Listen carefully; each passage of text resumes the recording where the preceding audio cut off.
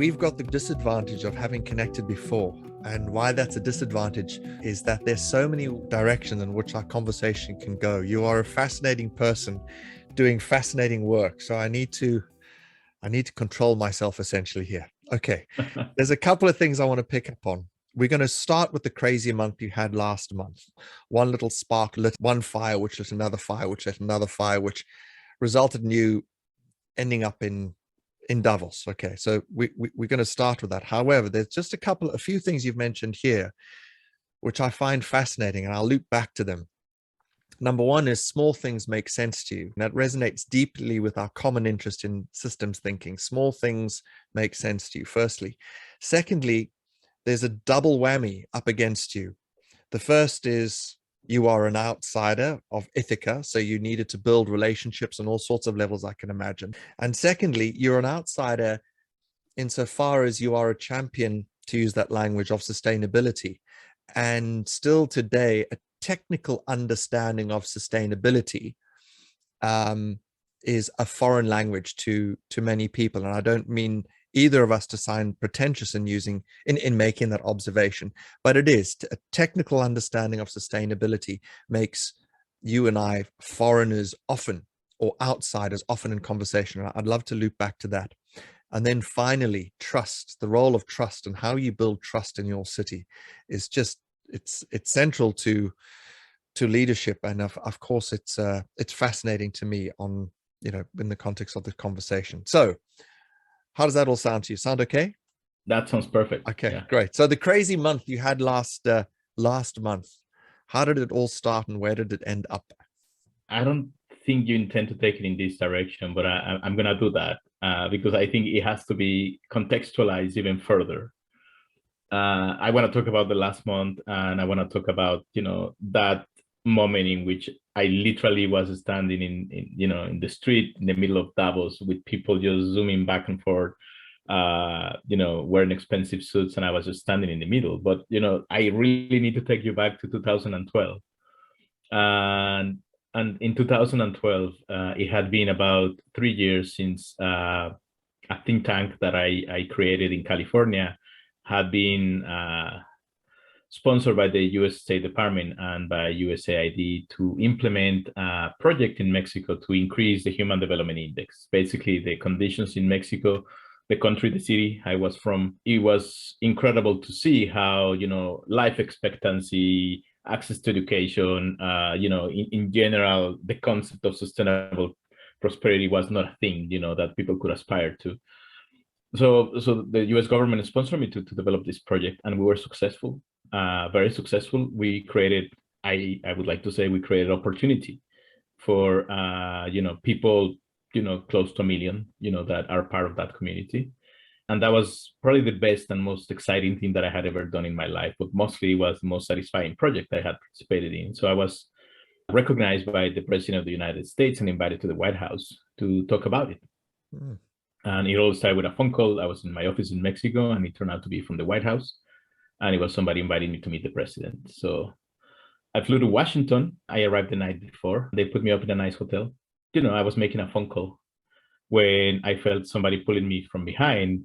And honestly, I think because I am from Mexico, and wherever you are not expecting and somebody touches you from behind, somebody's robbing you. So I elbowed the person. And so it happened to be that it was a cop that was responding to a call, somebody complaining about somebody fitting my description, lingering outside a fancy hotel. And because of my reaction, he threw me to the ground and cuffed me. It was 9 p.m. and I was supposed to be in the White House at 9 a.m. So they started interviewing me, and you never are ready for those moments. So I didn't know what to say. I didn't know. He was like, "What are you doing in Washington? Are you illegal here?" And I was like, I was not answering because, I didn't want to say I come to see the president. For many reasons, because I thought that it was going to end there, but no. I mean, I was on the ground, face down, my hands in my back, cuffed. Then I was put in a car, and then I was taken in for questioning. And I was absolutely terrified. And look, I was, I wasn't, I was about to turn 40 when that happened. So I wasn't young, but still I was scared, like really terrified. And I didn't want to call my wife because it was terribly embarrassing that I was calling from a police station. I didn't want to call anybody. I didn't want to tell them that I was coming to see the president. So they just assumed that I was illegally in the country. Eventually, they let me go next morning. And I had about an hour to go to the hotel, shower, and go to the White House. And I remember clearly the embarrassment walking into the hotel in front of which I had been arrested the night before, and people working at that hotel who remember that moment and saw me as there is this criminal, no? So I showered, I put a suit on, I went to the president. They asked me, in the White House, how's your trip going? And all I could say was, it's going great, man. And I was absolutely terrified of saying that I had been arrested because I thought the president will not see me if they knew that I had been, taken in the night before. And it took me years, and I mean years, man. It was a conversation with a friend of mine in 2016. And the way he put it was kind of poetic, but it was also at the same time good for me, because he was like, look, you had that guy on your back for 4 years. No, it's kind of time to get him off your back and continue doing your thing. And I realized that, I remember telling my kids that had happened in Washington. It was a horrifying moment, but I shared with them everything. So I was like, this happened to me, 2 days ago, and I'm sorry. I actually said that, and I am sorry. But when this guy told me that, I was like, you know what, that's true. I don't think I should be embarrassed. I think if anything, the cop should be embarrassed, because they didn't do any research and they just went after the guy that was not white and arrested him. So you can just imagine that, that was kind of a fuel for me to continue doing what I was doing. And, we can fast forward to the future, to last month. Many things have happened in between, but, they all led me to be in Ithaca, to become the director of sustainability of the City of Ithaca. And then for the past 6 months, I've been getting phone calls from people that I never expected to meet, people like you, that not in my wildest dreams, I thought that I would be having a conversation like the one we're having now, like in New York and South Africa. It's just, it's hard to parse sometimes. But then I got a phone call from somebody from Bloomberg telling me that what I was doing was so interesting that they wanted to feature it in the Bloomberg Green Summit. And they asked me, like, can you bring the key people that are part of this effort? So, I mentioned, investors and people helping me implement this program. And we were invited to Bloomberg. And, I'm a nerd for finance and that kind of thing. I always get up super early in the morning to watch Bloomberg. So for me, it was just great. And I told all my friends, you should watch Bloomberg. And I have one good suit. So I put that one on and I went there. And I loved it. I loved the experience because it was well-intended people that were genuinely interested and were asking me questions that were teaching me something at the same time that was forcing me to answer, in a thoughtful way. And in those conversations, it led me to meet other very interesting people that wanted to genuinely help. Then I got an invitation to, well, first was an invitation for an interview that I didn't know what it was about. And it was somebody from Google saying that, we're putting together something we call the Regeneration Lab. And we're inviting about 100 people to come in and share with us what they're doing. It's people from all over the world, and we believe that you might be one of them, but, we want to talk about it. So we had a conversation and they invited me to this thing. So 2 weeks after Bloomberg, I was, with Google, spending 2 days with wonderful, amazing people. It was a very intimidating moment. It was funny because at Bloomberg, I was okay because I came in thinking, this is the best that's going to happen to me. So I'm going to enjoy it and that's it. I'm not going to worry about anything else. And then I was at Google and I was like, well, I need to take advantage of this opportunity. I don't meet brilliant people that often, and even though they seem to be really smart, I try not to shrink and just, be part of the group. And it took me some time. I was very shy, I would say, at the beginning, but others were not. They were amazing, they were sharing, not only what, but why they were doing it. And you could identify with these people. And there was this guy, an African-American guy, who was talking about how he was tired of, giving people hope or giving a speech and inspiring people because nobody lives off that. He says, like, we need to create opportunity. We need to create opportunity because that's what's going to make a difference. So, we should all cut the crap. And at the same time that he was telling that to the crowd, he was telling it to Google, like, you guys, thanks for bringing us all together, but this is not going to help unless something comes out of this. I need to say that he was saying that with so many swearing words, like he was swearing right and left. And that made it even more interesting and more impactful. And at the end, we agreed that probably we should do something together. And I talked to some people working for Google about, what if we were to do something? What if we were to look at small cities in the United States and we were to try to find a way of helping them? Because most small cities, in the US don't have the capacity, don't have the expertise, don't have the funding. Local governments are struggling since before COVID, probably since 2009, we've been struggling. So, it was a good opportunity for a large corporation to put knowledge together and share it with everybody in an organized way. The time between Bloomberg and Google, I was invited to come to the World Economic Forum. And the World Economic Forum was, for me, was something so far and foreign. I really didn't know what to make of that.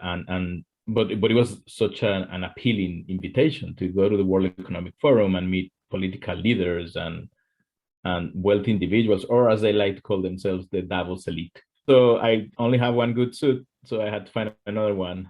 And then I went to Davos. And at the beginning, I need to say, it was a horrifying experience because I was clearly an outsider. And it was beyond feeling like an outsider. I was being treated clearly, explicitly as an outsider. How so? And I understood. Well, the first interaction that I had with people, they literally mocked me in a very explicit way, to my face, and some of the, let's say, the reflections that they shared with me were like, "What you are sharing is just too small for us to be interested in it." And I was like, "I don't think it is. I think it is the foundation of something really big." But if you look at it from the size of it, but yeah, it's very small. But if you look at it from the seed of this gigantic tree that could produce change, then you will realize. But not everybody was buying it.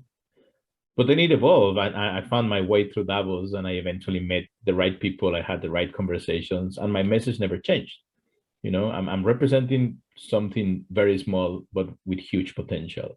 And towards the end, I was much more confident, whenever I was in a meeting telling people, I think we found a way of helping the small cities, not only in the US, but in the entire world. And I believe that, this blueprint is not necessarily a silver bullet, but it's a wonderful foundation for people to produce change and be part of that. There's always this moment, where you just stop for a second and think. And then I was like, I'm far, I'm in Davos, I'm very high up in the mountains. But mostly I am so far removed from that moment in Washington. I was so far removed from having a cup on my back and my hands cupped in my back. And I was with the Davos elite, promoting an idea that could, if we do it right, I believe it could change the world. So it's just interesting, man. And I think, once again, it just tells you this dude must be pathologically optimistic, I'm not sure you would have survived without some sort of pathology. I'm just glad it was a positive one. Okay, so you said that what you were sharing at Davos was small. Is that what you were referring to early in the conversation when you said small things make sense to you? Is this small thing the blueprint that you're working on at Ithaca? Well, yeah, yes or no. I mean, it is a small thing when you put it in the context of Davos, right? But no, that's really not what I mean. I think it is the small things, sometimes the mundane things that make a tremendous difference in people's lives. And I've been talking to people about this several times, and I always tell them, in 2017, I was in Mexico and we had an earthquake, and part of our office went down, and I had a group of people that were terrified, So I gathered everybody in the gathering point outside the building, and I told them that recovery starts now, like right now. And so I know we're terrified, but we all have families. Some of us have children that they depend on us. So let's get together, forget about work. We're a group of people that know each other very well. So let's help each other. And some people lost their homes. They had to rush because their homes actually went down. And what I told everybody, and throughout the days, I was like, just find the small little things that will make a difference. And I told everybody, just make your bed every single day, because at the end of the day, you want to come back home and the bed is going to be made and you're going to be happy about that.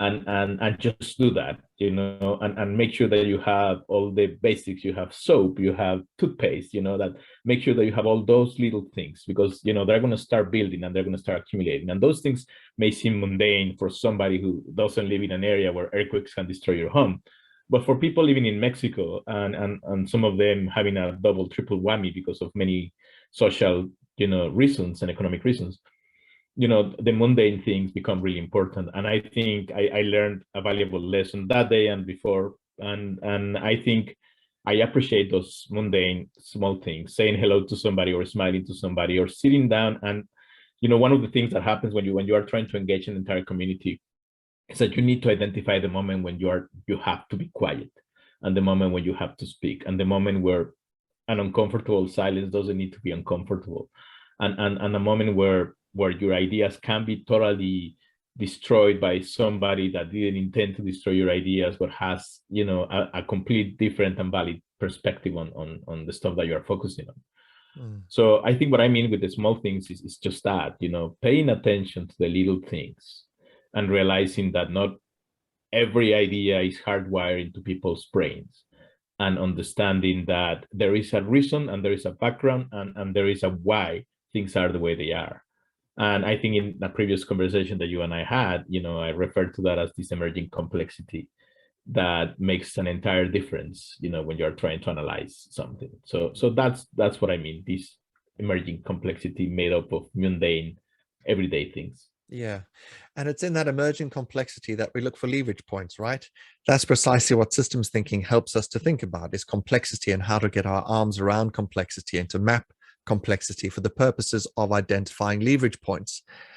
And often it's the small leverage points that have the biggest influence. So to your work specifically at the City of Ithaca, tell us about your role, please, the broad brushstroke, and then specifically what you mean about net zero. How are you going to get there? Well, yeah, my role, I became the sustainability director for the City of Ithaca in New York in April last year, 2021. The city had committed 2 years earlier, before COVID, committed to achieve carbon neutrality by 2030. And the city passed a resolution, which is, as close as it gets to a serious formal commitment to achieve these goals. But there wasn't much behind it. And, there were well-intended people behind this effort that did lobbying with the city council and with the mayor, and eventually convinced them to do this, but there was no plan. So my role initially was to figure out what we mean by carbon neutral by 2030. What does that mean in practical terms? What does it mean in cost? What does it mean in terms of advancing society in a particular way, or advancing in our fight against climate change? So then the technical work began, and the first few months I was focused entirely on translating that into actionable elements. So I did that, and I explained back to City Council, we need to identify emissions, we need to identify the source of those emissions, we need to figure out a way of mitigating them, but we need to find a way mostly of transforming the economy. And the way I presented it to them was, and that's the way I see my job, it is a mission-oriented, collaborative approach to carbon neutrality, where at the very core of everything that we're doing, it truly is, a focus on social capital. It's a focus on elevating social capital, because that's the only way that could lead to a new socioeconomic model where you have justice, equity, and sustainable prosperity at the very core of the transformation. It may seem a mouthful, it may seem complex for some people, but at the end of the day, mission-oriented means we're trying to do something that has not been done before, but just like we had never landed on the moon, or just like we thought we couldn't develop a vaccine in 6 months, there is enough evidence that, by transforming the way we think, operate, and collaborate, we might be able to achieve these goals. Definitely a collaborative approach, because it is not for me or for government to do this, it's for everybody to be part of this. And that informs a lot of what I have to do when I joined the city. It is, I need to make sure that the community is part of this, and we need to move away from the usual public consultation model.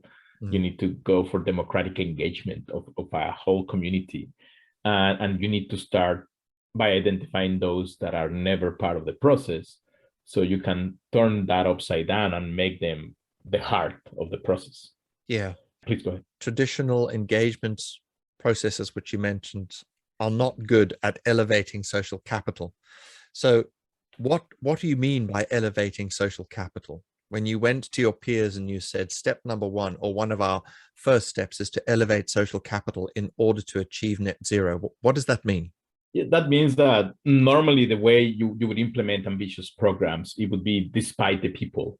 You would do this in a way that serves larger purpose that benefits perhaps only the government. And so what if we were to identify what connects people in this community, the bridges, the connections that are formed among people in the community, and then you identify those values and those principles that make this community unique, and when taken all together, transform into a collective sense of identity and belonging. So if we were able to identify that, which once again, if you think about systems thinking and you start thinking the community as a whole, but every individual as parts of the whole, and then the connections that they have are these key relationships. And then the emerging complexity, which is the one thing that nobody talks about, but makes those connections possible, and therefore a community viable, and then this sense of identity and belonging possible. So that's what we mean with this model of democratic engagement. You need to think about how you can truly identify that, so that is elevated and used as at the center of any strategy, anything that you want to do.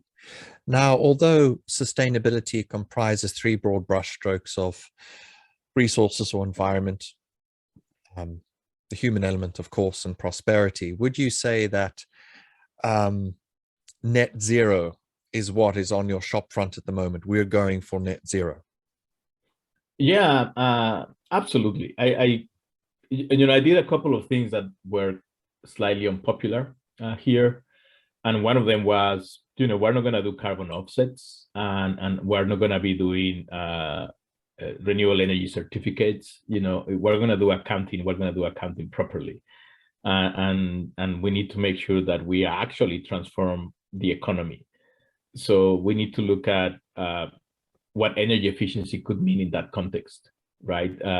What electrification could mean in that context, what low carbon fuels, what other technologies could play, what role other technologies could play in this whole thing. So the whole idea is to literally go, instead of doing it on a per market vertical basis, we're actually doing a horizontal approach where we are looking at energy efficiency across all aspects of the economy. We are looking at electrifying every aspect of the economy that relies on energy to produce movement, to produce work, to produce heat. And we are decarbonizing anywhere where electricity plays a role. And by doing that, we're going to make it, we may be able to reduce 80% of the emissions in the city. And that last 20% has to come from carbon negative technologies. It has to come from low carbon fuels. It has to come from just making sure that we're doing our best to get there. So at the end of the day, what we want in terms of accounting is to be net zero. And for example, we can use the waste that we have in the city coming to a wastewater treatment plant, and the sludge that comes with it. That could be turned into hydrogen, that could power heavy-duty electric buses. That could be turned into carbon negative biochar, for example. So we are looking at all of those things, and the expectation is that the economy will be 50% more energy efficient, 80% eliminating carbon emissions, but 90% less carbon intensive. So those are the combination of elements that we're looking into, and we're hopeful that we can actually achieve net zero. Can you give me those percentages again, starting with 90% less carbon intensive and the previous stats? The targets right now are reducing carbon emissions as a whole, eliminating 80% of the carbon emissions at least. Mm-hmm. But that implies that we're going to electrify things. So we need to reduce energy intensity by 50%. And that means, unit of energy per unit of GDP. And then, we need to reduce the amount of carbon in energy by 90% at least. So that means unit of carbon per unit of energy. So at the end of the day, it's unit of carbon per unit of energy per unit of economic growth. And all that together is going to take us perhaps to 80 to 90%. And then it's all about carbon negative technologies that we're hopeful that, by the end of the decade will be more affordable, will be out there.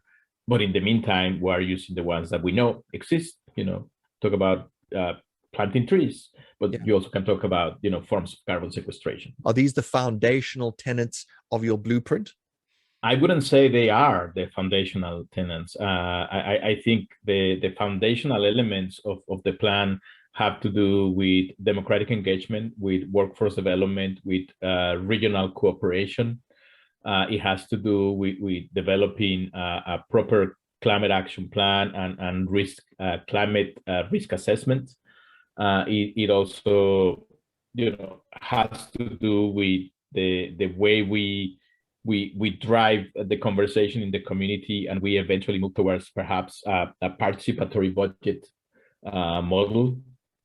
I think those are the foundational elements. And, the one thing they have in common is, it's all about people, which means, a lot of what we're doing, it has to do with climate justice. So everything that I mentioned as foundational elements, you can look at them as outputs, and climate justice is the outcome. And once you have that foundation, then you go to the infrastructure elements, which are the ones I mentioned. You're talking about electrifying buildings, electrifying cars, reducing energy intensity. That's fantastic insight. The foundational elements have to do with engagement, risk assessment, social capital, etc., which I'd like to loop back to in particular. And then on top of that, you have a look at the technical infrastructural stuff, which produces, or which you apply those types of stats that you were referring to. At the end of the day, using an example, you may want to move towards, net zero buildings. So when you have a climate justice strategy, that just informs, where you need to start. And if you are, for example, in our case, relying on private capital, then, climate justice translates into financial inclusion, and it translates into community wealth building, and workforce development translates into a workforce that will be, targeting disadvantaged communities in terms of training curriculum and wraparound services. Yeah. So that's the way you inform. So the foundational elements inform the implementation of the infrastructure elements. Okay. And that is the blueprint. It's precisely that relationship. That's what we mean by blueprint. Social capital, you've mentioned a few times, which fascinates me.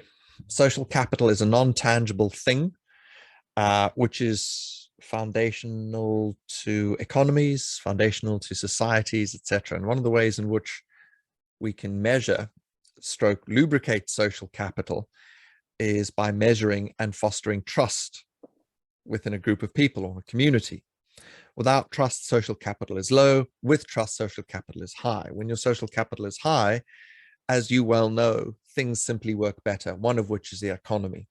And there's plenty of data out there showing that all sorts of things socially work far, far better with trust in the room. For you, as someone who's a leader in sustainability, and also someone who is leading,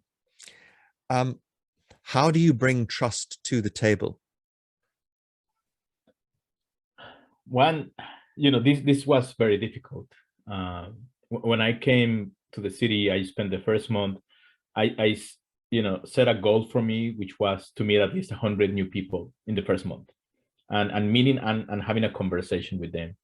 And I didn't do anything else. And I reached 157. I kept track of all of them. I spent large number of hours on Zoom, early to late. And I had a better understanding, but for the most part, I knew that I had no idea what this city was about. I just knew that there were a ton of people that were working towards a similar goal. And then, I realized that there were issues related to, well, that became more explicit since 2020, since George Floyd's death in the US. Then the relationship between government and society was fractured. The relationships between ethnic groups in the city was fractured. The trust had gone away in some cases. People were just not willing to work with anybody else.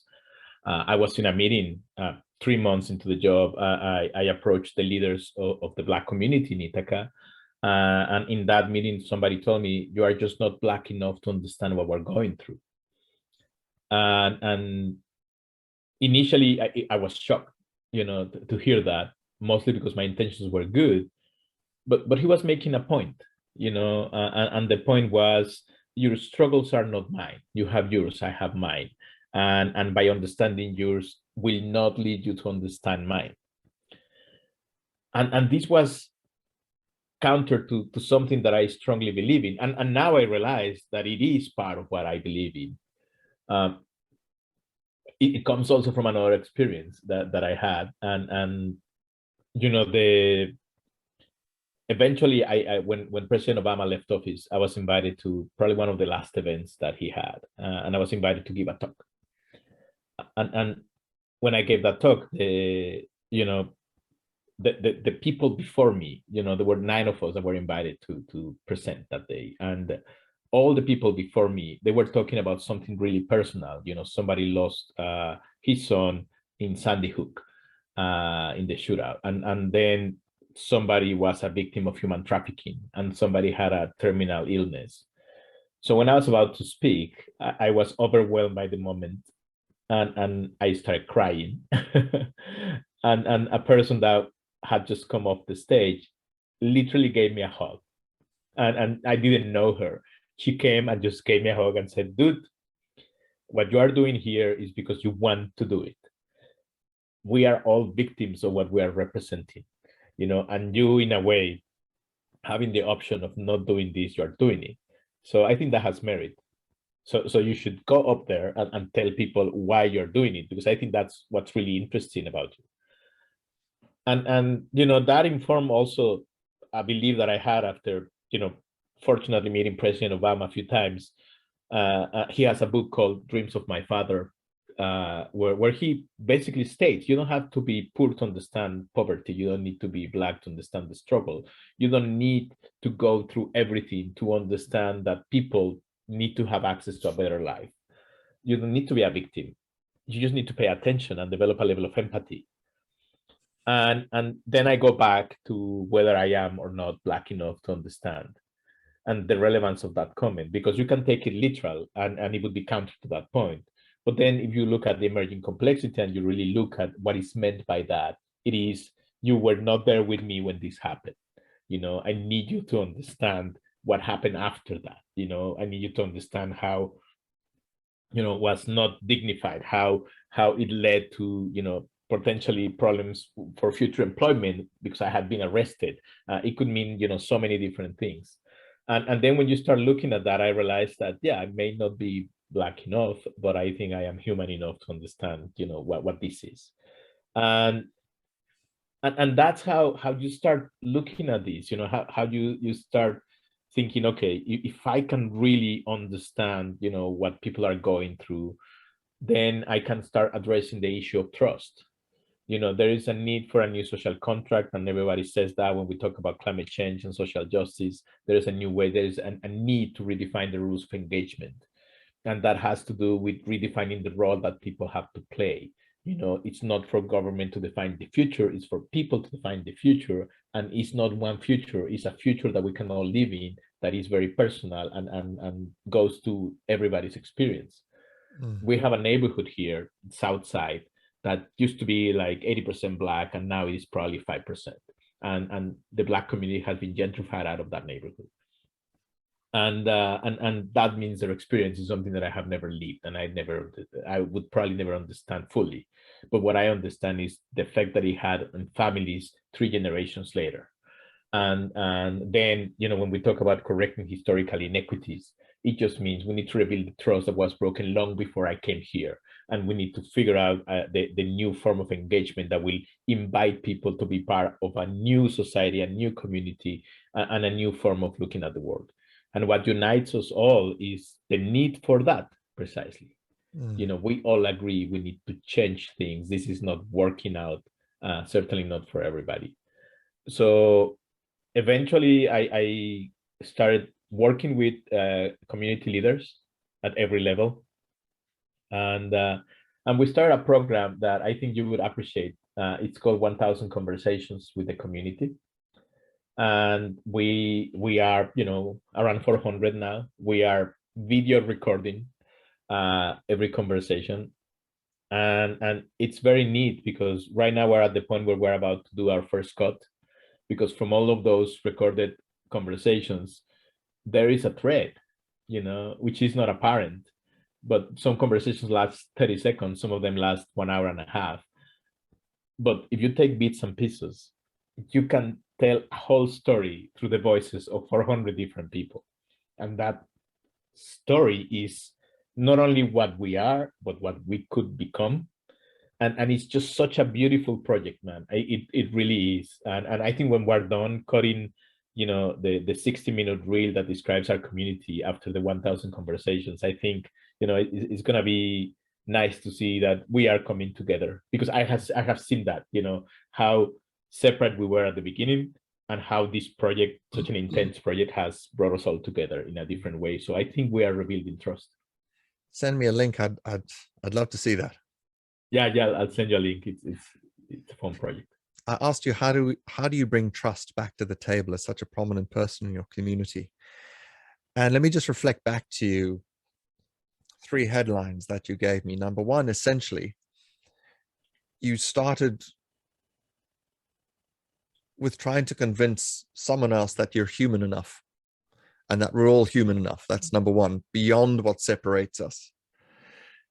Secondly, acknowledge the fact that that's not enough to acknowledge that, but we also need to re-engineer a social contract, the way in which we do life together, which is more just than the way in which we've lived in the past.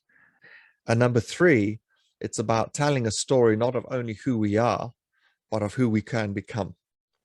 And in that, we're bringing trust back to the table. Is that fair to say? Yeah, I think that would be. I mean, the way you build trust is it's not that you're ignoring the past. The past definitely informs, what you can do together, but also, allows you to see that, there is a future in which we could converge, and you start driving in that direction. And it's a very natural process. That's the other thing, you don't have to convince people we need to go that way. Everybody wants to move forward, and everyone wants a better life. And I don't waste time trying to understand what a better life means for everybody. I just want to understand the basic principles that lead to that.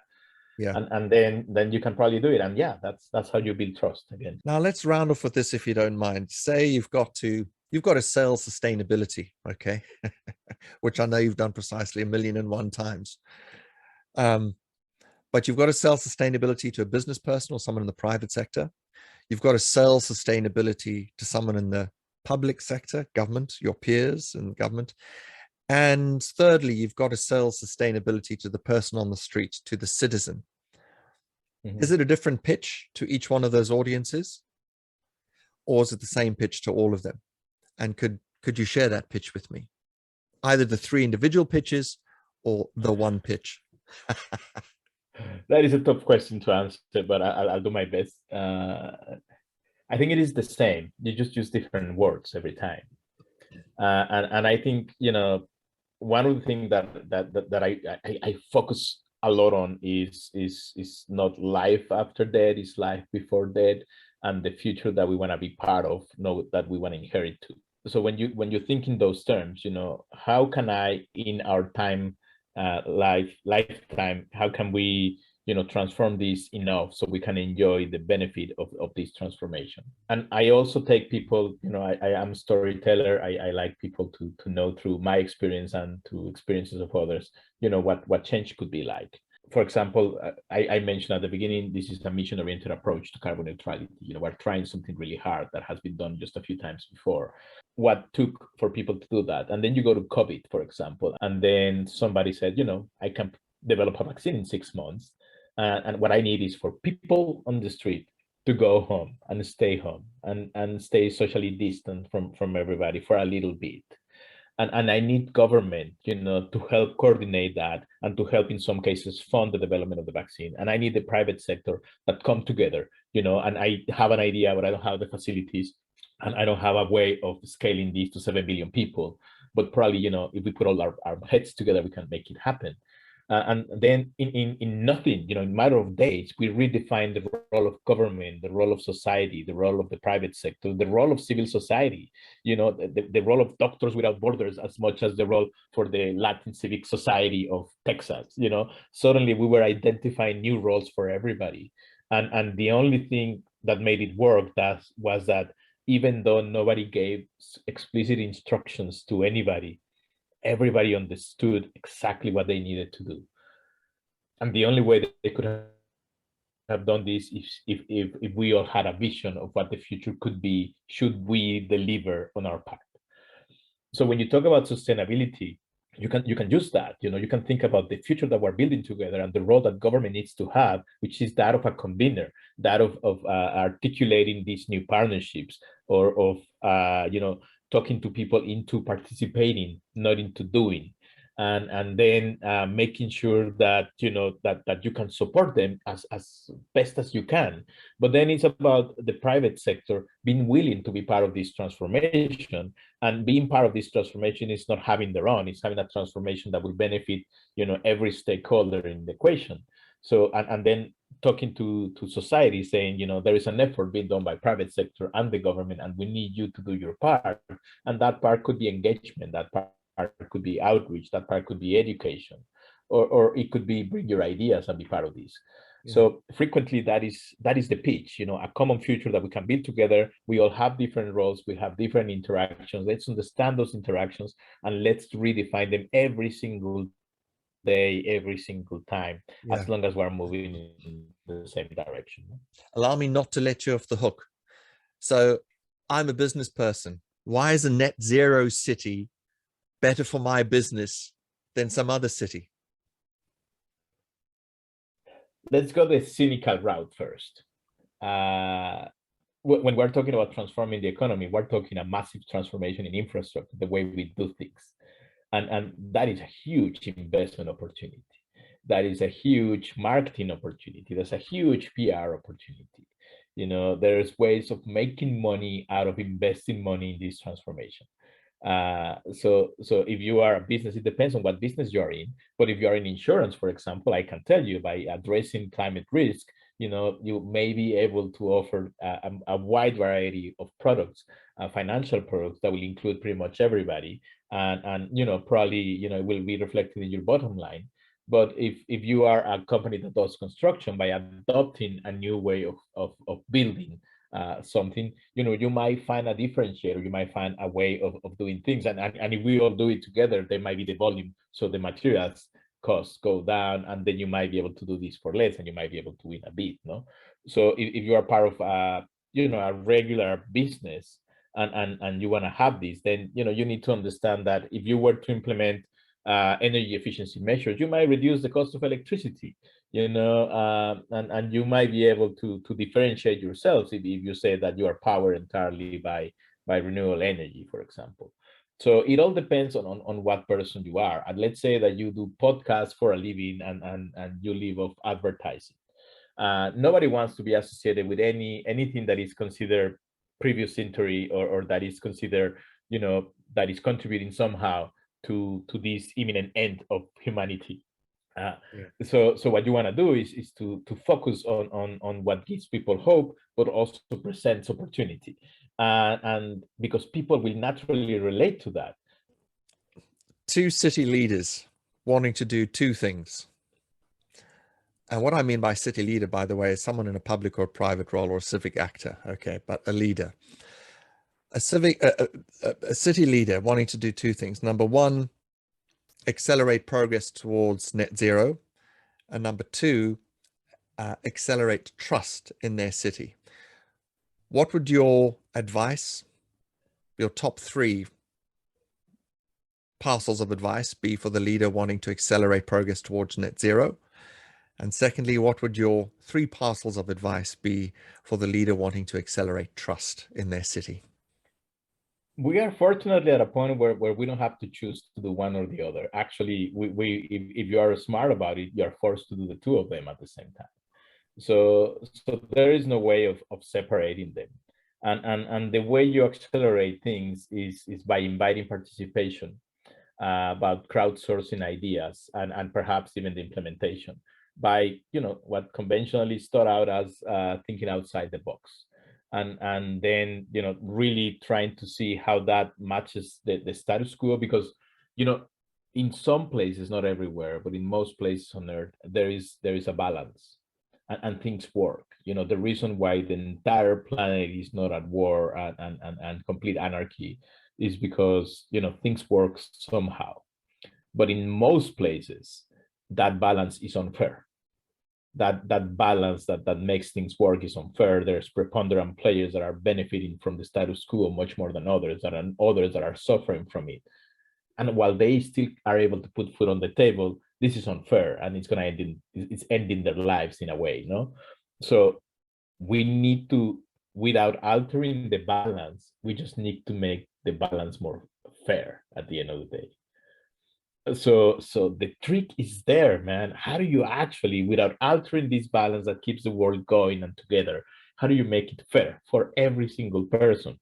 Well, you need to invite to the table both the one that has been victimized and the one that is the preponderant player, and you need to bring them to the table, and you need to convince them that it's in the best interest to work together towards the same future, because balance has to be the most important thing for everybody. And for the balance to be maintained, you need to make it fair.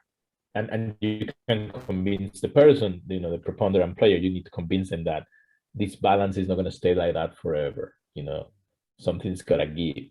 And you need to tell somebody else, this doesn't have to be the future. This only needs to be the past. So what if we were to build this together? So that's the way you take them, forward. So that's what I would advise. I know that is a strange analogy or metaphor, but I think that's what it is. You need to understand why it works, why it is unfair. You need to understand the role of everybody in this, and then you need to bring everybody to the table to make it work. Luis, thank you. What a perfect way to round this off. Now, you need to come to peace with something, and that is that you're going to be seeing me again sometime. I'm going to be punishing your inbox again, certainly over the next several months, because I'm